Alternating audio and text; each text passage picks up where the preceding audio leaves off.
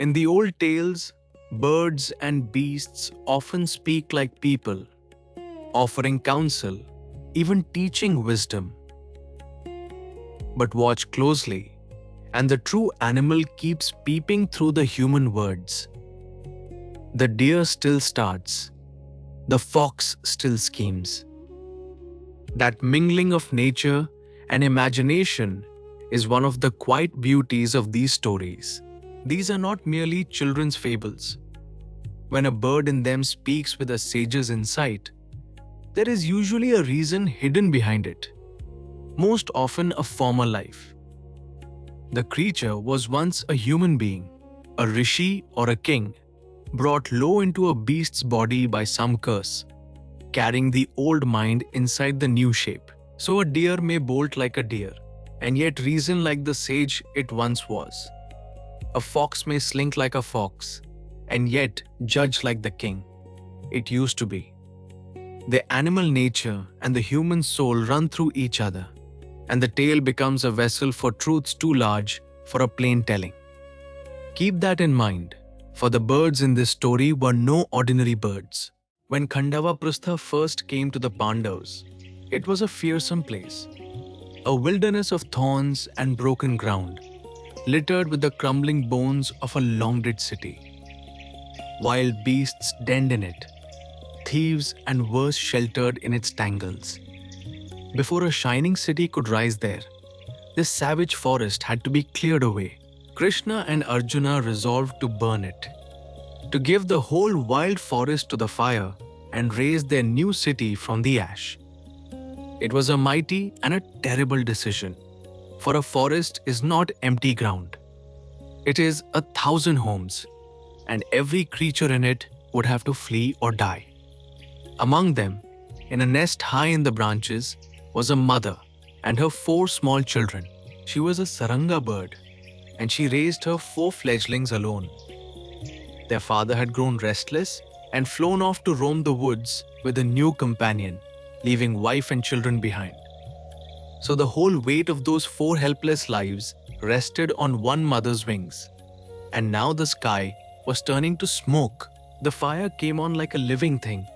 She watched the flames climb the far trees and heard the forest fill with the crash of falling timber and the screaming of animals with nowhere to run. Her 4 children could not yet fly, and she was not strong enough to carry even one of them clear. Your father has left us. She wept over the nest, and I have not the strength to lift you away. The fire is almost here, and I cannot save you. All around, the woods roared with the panic of every creature that shared her fate. It is a very old grief, a mother watching a danger she cannot outrun on behalf of children she cannot lift. And then the fledglings answered her. And here their hidden nature showed, for they spoke like little sages. Do not grieve for us, mother. If we must die here, we will be reborn to something better. But if you die for our sake, our whole line ends with us. That cannot be right. Fly. They urged her. Save yourself. Take another mate.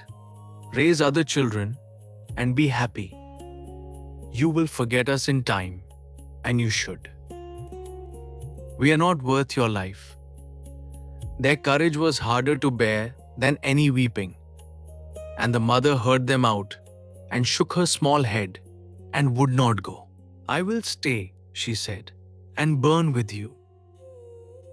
Not out of despair, out of a love that could not do the arithmetic they offered her, could not trade 4 lives for its own comfort. The fire threw its fierce light across the trembling nest, and mother and children waited together for it to arrive. Now, why did 4 nestlings speak with such wisdom? For that, go back.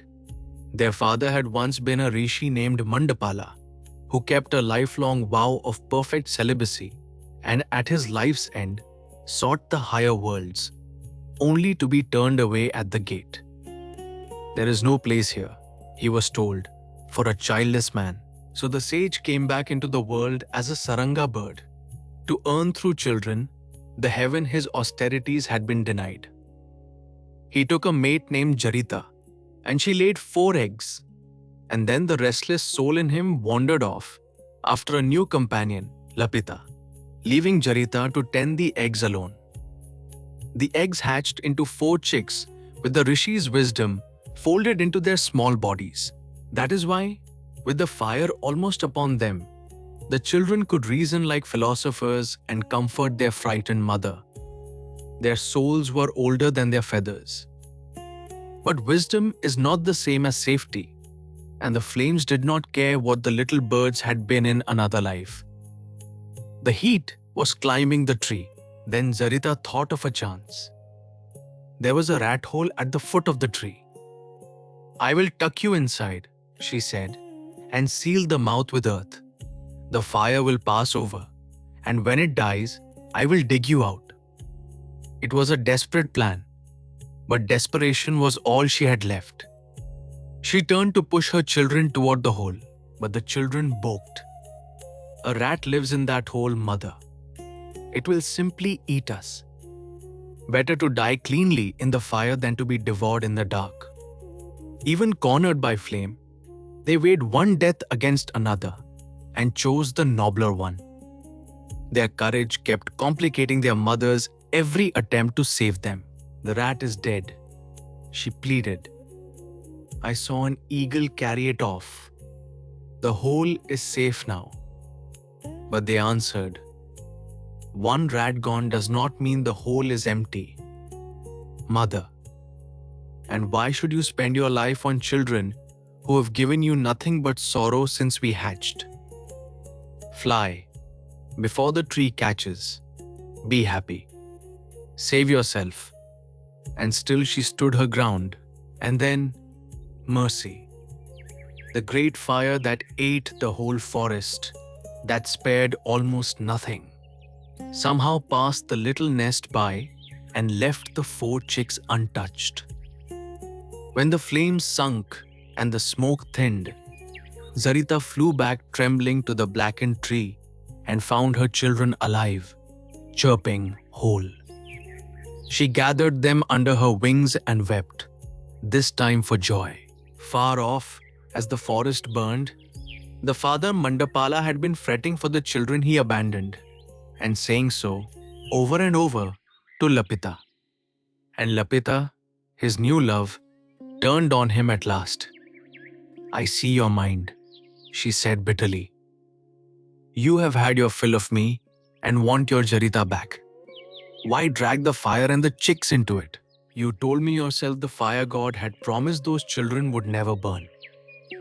So they are safe. And this is only your excuse." "Not so," said Mandapala.